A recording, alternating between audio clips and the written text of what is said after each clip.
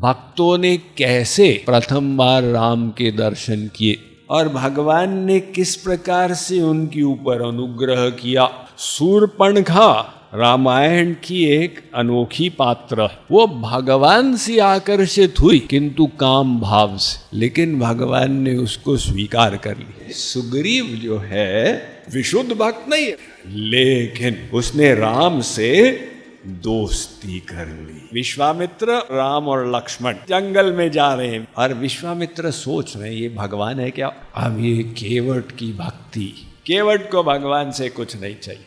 केवट ने कहा महाराज मैं जब मरूंगा आप वहां मुझे मिल के और पार करा दे। ये निष्काम भक्ति। शबरी जो है ये भी विचित्र भक्त। भगवान राम ने शबरी को नवदा भक्ति का उपदेश दिया। भगवान तो सब जगह है, प्रेम से प्रकट होते हैं। आप जिस प्रकार से उनकी शरण में जाओगे वैसी कृपा करेंगे। ये यथा माम प्रपद्यन्ते तांस तथैव भजाम्यहम्। तीन चीजें हैं, एक भगवान, एक भक्त और एक भक्ति। तो भगवान और भक्त को जोड़ने वाली भक्ति।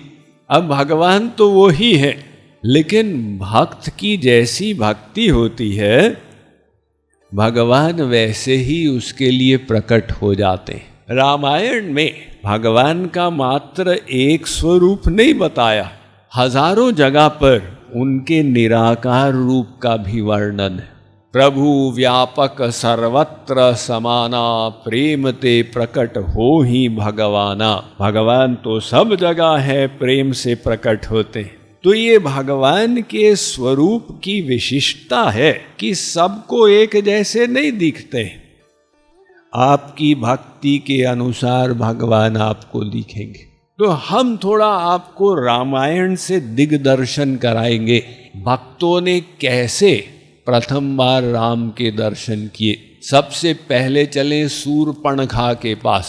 शूर्पणखा रामायण की एक अनोखी पात्र, वो भगवान से आकर्षित हुई किंतु काम भाव से। देखिए वो शूर्पणखा ऐसा नहीं कि वो निकृष्ट जीवात्मा थी। अगर वो निकृष्ट जीवात्मा होती तो राम के प्रति आकर्षण ही नहीं होता। वो तो संसार में कहीं भी आकर्षित हो जाती। रावण ने कहा जिसको पसंद करेगी, मिस्टर वर्ल्ड, मिस्टर यूनिवर्स, उसके साथ मैं तेरा विवाह करा दूंगा, मेरा सामर्थ्य है। और शूर्पणखा सब जगह गई, बॉलीवुड घूम के आ गई, हॉलीवुड घूम के आई, उसको पसंद ही नहीं आए कोई भी। यानी उसकी एक स्पिरिचुअल पावर थी, राम को देखकर आकर्षित हुई। अब वो भगवान की ओर आकर्षित हुई काम वासना से, लेकिन भगवान ने उसको स्वीकार कर ली। अगली बार राम आए कृष्ण रूप में द्वापर में, और वो शूर्पणखा कुब्जा बन के आई और पुनः वो कृष्ण को देख के आकर्षित हो गई। किंतु श्री कृष्ण ने उसकी नाक कान नहीं कटाए, उसको परम सुंदरी बना दिया और उसको स्वीकार किया प्रेयसी के रूप में। अब हम और आगे चलते हैं एक अन्य भक्त के पास। ये है सुग्रीव। ये एक प्रमुख पात्र है रामायण का। तो सुग्रीव कोई विशुद्ध भक्त नहीं है कि साहब उसके अंदर पराभक्ति निवास कर रही है इसलिए वो रामायण में। उसके अंदर सद्गुण भी है और दुर्गुण भी है, दोनों का मिक्सचर है, जैसे हम सब लोग हैं। अब प्योर विशुद्ध आत्मा तो गोलोक में मिलते हैं, यहाँ संसार में तो ज्यादा मिक्सचर वाले मिलते हैं। कोई अवतारी संत आ जाता, लेकिन अब इसे बाय चांस कहे या उसका पुण्य कहे, उसकी राम से दोस्ती हो गई। यानी सही जगह वो आके संबंध जोड़ दिया, तो बस कृपा हो गई ना। अब हम चले विश्वामित्र के पास। विश्वामित्र का इतिहास भी बहुत ही विचित्र सा है। वो राजा थे और राजा से फिर वो ब्रह्मर्षि हो गए, तपस्वी हो गए। तो तपस्वी हो गए, वो पहले शस्त्र से प्रेम करते थे, वो शास्त्र से प्रेम करते, और जंगल में रहते। तो जंगल में वो ऋषि मुनि रहते थे और कुछ राक्षस लोग आके उनके यज्ञ में बाधा डालते थे। एक और विश्वामित्र को ये मन में चल रहा है कि राम तो भगवान है, ने कहा चलो फिर हम जाके राम की हेल्प मांगते हैं, इसी बहाने राम के दर्शन भी हो जाएंगे और एक परीक्षा भी हो जाएगी ये फैक्ट में भगवान है कि नहीं है। अब वो जंगल में जा रहे हैं विश्वामित्र और राम और लक्ष्मण, और विश्वामित्र सोच रहे हैं ये भगवान है क्या। तो ये सब जो चल रहा था, अब घना वन आया और रात्रि भी होने लगी, तो राक्षसी एक वहां पर प्रकट हो गई, ताड़का। तो राम ने बाण लेके और ताड़का को मार दिया एक बाण में, और ताड़का वहां से गिरी नीचे। तो विश्वामित्र ने देखा इन्होंने तो ताड़का को मार दिया, फिर भी श्रद्धा नहीं हुई, किंतु देखा कि ताड़का का शरीर राम के चरणों में गिर गया और राम ने ताड़का को अपना लिया, उसकी आत्मा का उद्धार कर दी। तब विश्वामित्र ने कहा, अरे ये तो पतित पावन है, पतितों का उद्धार करने वाले ये भगवान के अतिरिक्त और कोई नहीं हो सकते। तो ये विश्वामित्र का प्रथम दर्शन। अब चले एक निष्काम भक्त के पास, ये है केवट। भगवान राम जब श्रृंगबेरपुर रुके रात को, तो गुहराज ने कहा कि महाराज हमारी नगरी में पधारे। राम ने कहा, भाई मुझे तो 14 वर्ष तक वन में रहना, तुम्हारे गांव में आ जाऊंगा तो फिर व्रत टूट जाएगा। अगले दिन भगवान नदी तक पहुंचे और वहां पर एक ही नौका खड़ी थी। केवट ने पहले व्यवस्था कर दी थी, उसका एक वरदान था गुहराज के पास। तो उसने गांव के मुखिया गुहराज को कह दिया था कोई और नौका नहीं रहेगी। एकमात्र नौका केवट की थी। भगवान ने कहा, केवट हमको पार ले जाइए। केवट ने कहा, बिल्कुल भी नहीं। क्यों, क्या समस्या? ऐसा है कि मैंने सुना आपके चरणों में जादू है, अगर आप एक शिला को छू दिए उसमें से स्त्री बन गई। आप मेरे नौका को छुएंगे, वो शिला तो कठोर थी और नौका नरम है, तो अगर ये स्त्री बन जाएगी मेरी जीविका खत्म हो जाएगी। मैंने तो कोई बीटेक आदि किया नहीं है, मैं और कोई नौकरी जानता ही नहीं हूँ। एक ये नौका से मैं अपना जीवन निर्वाह करता हूँ और मेरी तो पत्नी है, अब ये भी एक पत्नी बन जाएगी तो घर में झगड़ा शुरू हो जाएगा। और फिर ये मान लो ऋषि पत्नी बन गई, वो कहेगी हम ऐसा नहीं खाएंगे, हमारा भोजन में ऐसा लहसुन कांदा नहीं होना चाहिए इत्यादि, पानी छान के पिलाओ इसको। ये सब झमेला मैं कैसे करूँगा? तो पहले मुझे चेक करना है आपके चरणों को धो के कोई रिएक्शन तो नहीं होगा, और मुझे कोई उतराई नहीं चाहिए, क्योंकि आप अभी साधु वेश में है ना, तो आपकी सेवा करने से हमको पुण्य मिलेगा। तो हम आपसे कोई उतराई नहीं चाहेंगे कि भी नदी पार करने के लिए कुछ उतराई दे दो, बस हम केवल चेक कर लेंगे। तो राम हंसने लग गए केवट की अटपटी भाषा से। राम ने कहा, अच्छा केवट चलो हमारे चरण धो दो आके। तो अब पूरे चरण धो दिए, तब केवट वहां से उठा। केवट ने कहा, आइए बैठिए। लास्ट में नौका पार लगाई। तो अब जाके केवट ने भगवान के चरणों में प्रणाम किया। तो राम तो कृतज्ञ भाव के धनी है, उनको लगा इसने हमारा इतना बड़ा काम कर दिया, हमने इसको कुछ दिया ही नहीं। सीता जी अपने प्रभु की बात समझ गई, उन्होंने मुद्रिका ली और राम को दी कि भाई ये दे दो केवट को। राम केवट को देने लगे कि भाई उतराई।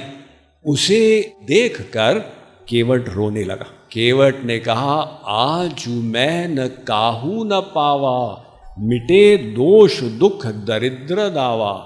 अरे प्रभु, आज मुझे क्या नहीं मिला? सब कुछ तो मिल गया। आप ये अंगूठी दे के मुझे लज्जित मत कीजिए। लेकिन एक बात है कि हम दोनों की एक ही जाति है। अब फिर लक्ष्मण गुस्से हो गए। अरे भाई, हम क्षत्रिय हैं, तुम मल्ला हो, ये एक जाति कैसे हो गई? केवट ने कहा, महाराज, मैं गंगा नदी के तट का मल्ला हूं और आप भवसागर के मल्ला हैं। तो मैं जब मरूंगा, आप वहां मुझे मिल के और पार करा दें। तो ये कहकर भगवान ने उसको आशीर्वाद दिया और केवट ने कहा, आप जब वापस आएंगे तो उस समय आप जो देना चाहेंगे आप दे देना। अब ये केवट की भक्ति, ये निष्काम भक्ति, इसके बाद शबरी के पास चलते। शबरी जो है ये भी विचित्र भक्त।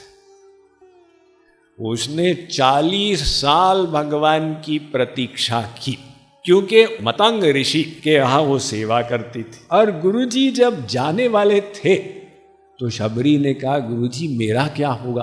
तो मतंग ऋषि ने कहा कि घबराओ मत शबरी, तू मुझसे सौभाग्यशाली बनेगी। भगवान स्वयं यहां आकर तुझे दर्शन देंगे। अब शबरी ने अपने गुरु की बात पर विश्वास कर ली।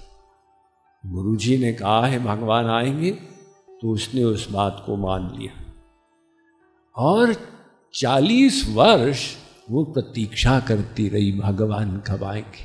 तो डेली वो अपने झोंपड़ी को साफ करती थी, शायद आज आ जाए, शायद आज आ जाए।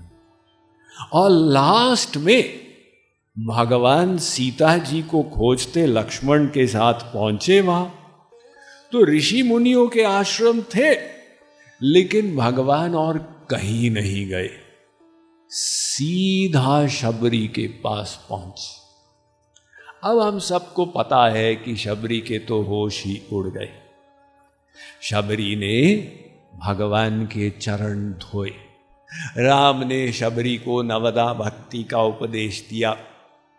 एवं लास्ट में राम ने कहा कि भाई मैं सीता जी को खोज रहा हूं, कहां मिलेगी? शबरी ने कहा, महाराज आप तो सब जानते हैं, लेकिन अब मुझसे कहलवाना चाहते हैं तो ठीक है, आप ऋषिमुख पर्वत जाइए और वहां एक सुग्रीव वानर है, उससे दोस्ती कीजिए, वो हेल्प करेगा। राम ने कहा फिर मैं चलता हूं। शबरी ने कहा नहीं महाराज, 40 साल तक हमने आपकी प्रतीक्षा की, अब आप ऐसे चले जाएंगे? ऐसे नहीं, आपसे पहले हम जाएंगे। तो भगवान ने परमिशन दे दी। भगवान के सामने शबरी ने अपने शरीर से योगाग्नि उत्पन्न कर दी और शरीर भस्म हो गया। शबरी चले गई भगवान के लोक। ये किस कक्षा की भक्ति थी उसकी। लेकिन सबसे ऊंची भक्ति तो सीता जी की। सीता जी की जो भक्ति है वो नैसर्गिकी रति। नैसर्गिकी रति मतलब उनको साधना नहीं करनी है, तो सहज भक्ति उनमें निवास भक्ति स्वरूपा ही है। भगवान की ह्लादनी शक्ति है ना, आनंद देने वाली शक्ति, तो वो भक्ति स्वरूपा ही है सीता जी। सीता जी की एंट्री हुई रामलीला में। जब राम विश्वामित्र जी के साथ आए थे मिथिला, तो रात को वहां महल में विश्राम किए। अगले दिन राम लक्ष्मण पुष्प वाटिका पहुंचे और वहां पर सिपाही खड़े थे। सैनिकों से कहा हम थोड़ा गुरुजी के लिए फूल तोड़ सकते हैं? सैनिकों ने कहा थोड़ो, हम आपकी हेल्प करें? नहीं नहीं नहीं, ये गुरु सेवा हम ही करेंगे, तोड़ो। और राम लक्ष्मण फूल तोड़ने लग गए। तो सीता जी पहुंची वाटिका में अपने महासखियों के साथ। जैसे राधा जी की महासखियां, ऐसे सीता जी की भी महासखियां। उनको लेकर वो पहुंची और जा रही थी गौरी के मंदिर। जब एक सखी का ध्यान राम की ओर चला गया। सीता जी मंदिर में एंट्री करने वाली थी, सीढ़ी तक पहुंच गई थी, तो सखी भागी, अरे अरे अरे रुको रुको रुको, गौरी माँ के दर्शन बाद में कर लेना। वो दो राजकुमार आए हैं ना, पूरा नगर उनका लट्टू हो गया, वो बगीचे में है, चलो चलो उनको जाके देख लेते हैं। हाँ, सीता जी तो व्याकुल हो गई। सखियों के साथ सीता जी जाने लगी। उनके चरण के नूपुर की आवाज राम लक्ष्मण के कानों में पहुंची। राम ने कहा, लक्ष्मण ये क्या हो रहा है मेरे हृदय को, लगता है कि कामदेव विजयी यात्रा में निकले हुए, मैं तो शिकार हो गया। अब लक्ष्मण जी ने देख लिया, राम ने अभी नहीं देखा। लक्ष्मण जी राम को वो वहां पर जो वृक्ष था उसके पीछे ले आए और राम का श्रृंगार करने लग गए। राम ने कहा, भाई ये क्या कर रहे हो? लक्ष्मण ने कहा, महाराज आपने तो दूसरी साइड को सिलेक्ट कर लिया, लेकिन दूसरी पार्टी आपको सिलेक्ट करे इसके लिए हम व्यवस्था कर रहे हैं। तो राम के सिर पर मोर पंख लगा दी। ये प्रथम एकमात्र बार राम का श्रृंगार मोर पंख के साथ हुआ। अब वहां पर सीता जी आ रहे हैं और राम ने सीता जी को देखा, तो सीता जी ने राम को देखा, आंखें चार हो गई, यानी आंखें मिल गई।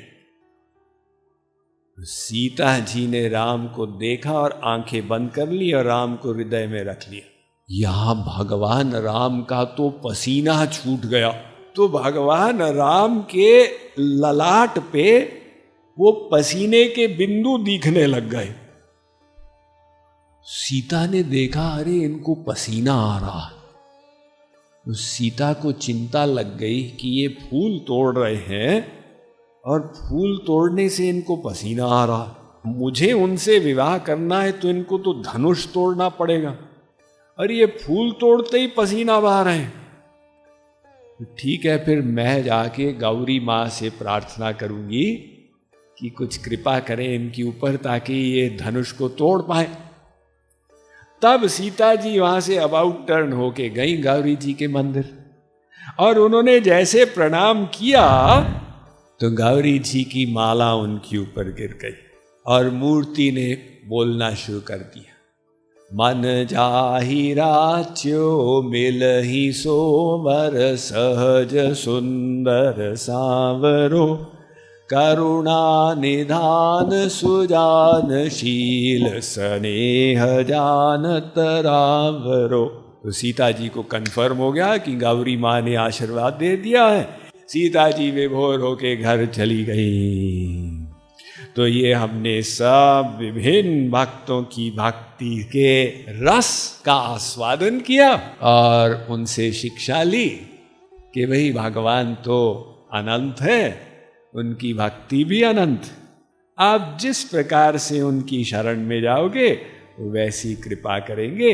ये यथा माम प्रपद्यन्ते तांस तथैव भजाम्यहम्। बोलिए सियावर रामचंद्र की।